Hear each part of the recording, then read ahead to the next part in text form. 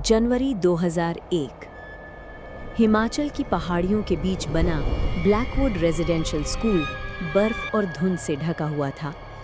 सर्दियां इतनी खतरनाक थीं कि रात के बाद पूरा कैंपस लगभग बंद हो जाता था। लेकिन स्कूल का सबसे डरावना हिस्सा था पुराना स्विमिंग पूल, एक विशाल इंडोर पूल जो पिछले 4 सालों से खाली पड़ा था। 1997 में वहां 5 छात्रों की रहस्यमयी मौत हुई थी। स्कूल ने कहा था कि बच्चे रात में चोरी छिपे पूल में घुस गए और डूब गए, लेकिन किसी ने उस बात पर पूरी तरह भरोसा नहीं किया, क्योंकि पोस्टमार्टम रिपोर्ट में एक अजीब बात लिखी थी। 5 छात्रों के फेफड़ों में पानी नहीं मिला था, मतलब वे डूबे नहीं थे। उनकी मौत किसी और वजह से हुई थी। उस घटना के बाद पूल हमेशा के लिए बंद कर दिया गया। सारा पानी निकाल दिया गया। लोहे के गेट पर मोटी जंजीर लगा दी गई और उस विंग में छात्रों का जाना मना हो गया। लेकिन सर्दियों की रातों में कुछ छात्र दावा करते थे कि खाली पूल के अंदर से किसी बच्चे की मदद मांगती आवाज़ सुनाई देती थी, प्लीज़ मुझे बाहर निकालो। पहले सबने इसे अफवाह समझा। फिर 12 जनवरी 2001 की रात आई। रात 1:46 पर पूरा हॉस्टल सो चुका था। बाहर बर्फ गिर रही थी। हॉस्टल का नया वॉर्डन अरुण अपने कमरे में बैठा रिकॉर्ड फाइलें देख रहा था। तभी उसे दूर से किसी बच्चे के रोने की आवाज़ सुनाई दी, धीमी, टूटी हुई, जैसे कोई बहुत दर्द में हो। अरुण ने सिर उठाया। आवाज़ फिर आई, सर प्लीज़। उसका गला सूख गया। आवाज़ पूल विंग की तरफ से आ रही थी। अरुण तुरंत बाहर निकला। गलियारों में ठंडी हवा चल रही थी, लाइटें हल्की हल्की झपक रही थीं। जैसे जैसे वो पूल विंग के करीब गया, रोने की आवाज़ साफ होती गई, मुझे बाहर निकालो। अब वो बिल्कुल बच्चे जैसी लग रही थी। अरुण पूल के लोहे वाले गेट तक पहुंचा। गेट अब भी चेन से बंद था, लेकिन अंदर से हल्की नीली रोशनी आ रही थी। अरुण जम गया। 4 साल से बंद खाली पूल के अंदर रोशनी कैसे हो सकती थी? उसने धीरे धीरे गेट के बीच से अंदर झांका और उसकी सांस रुक गई।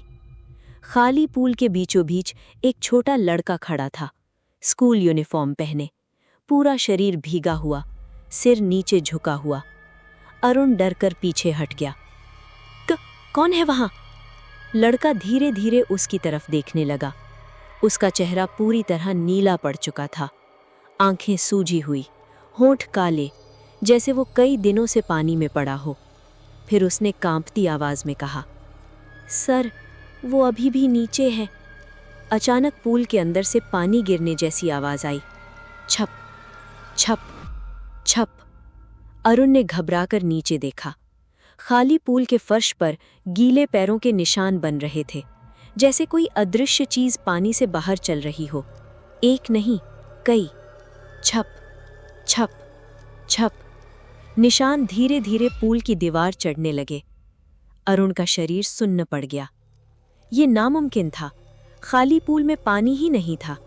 फिर अचानक पूल के सबसे गहरे हिस्से से बच्चों के हंसने की आवाज़ गूंजने लगी, धीमी, टूटी हुई, जैसे पानी के अंदर से आ रही हो। अरुण पीछे हटने लगा, लेकिन तभी उसने महसूस किया कि उसके पीछे कोई खड़ा है, बहुत करीब। उसकी गर्दन के ठीक पास ठंडी सांस महसूस हुई। अरुण धीरे धीरे पलटा और उसका खून जम गया। 4 भीगे हुए बच्चे उसके पीछे खड़े थे, स्कूल यूनिफॉर्म में। उनकी त्वचा सफ़ेद और फूली हुई थी, आंखों से पानी टपक रहा था और उनके मुंह धीरे धीरे खुल रहे थे, जैसे वे सांस लेने की कोशिश कर रहे हों। अरुण चीखते हुए पीछे गिर गया, लेकिन तभी पूल के अंदर खड़ा लड़का अचानक चिल्लाया, भागो, वो अब जाग गया। पूरा पूल विंग अचानक कांपने लगा, लाइटें तेजी से झपकने लगी और फिर पूल के सबसे गहरे हिस्से से कुछ हिलता हुआ दिखाई दिया। पहले सिर्फ काला अंधेरा, फिर एक लंबा हाथ, बहुत लंबा, सफ़ेद, गीला, धीरे धीरे पूल के किनारे पर चढ़ता हुआ। उसके बाद दूसरा हाथ, फिर एक विशाल काला सिर जिसकी आंखें पूरी तरह सफ़ेद थीं। अरुण की सांस रुक गई। वो इंसान नहीं था, उसका शरीर पानी में सड़ी हुई चीज़ जैसा लग रहा था और उसके मुंह से लगातार काला पानी बह रहा था। वो चीज़ धीरे धीरे पूल से बाहर आने लगी। चारों बच्चे डरकर पीछे हट गए, जैसे वे भी उससे डरते हों। फिर अचानक पूरे हॉस्टल की लाइट चली गई।